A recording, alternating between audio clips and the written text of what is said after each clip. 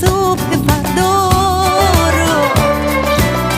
وقتی آدم یه روزی فنا میشه میمیره، روح از بدن جدا میشه. پس دیگه جنگ و جدال واسه چی؟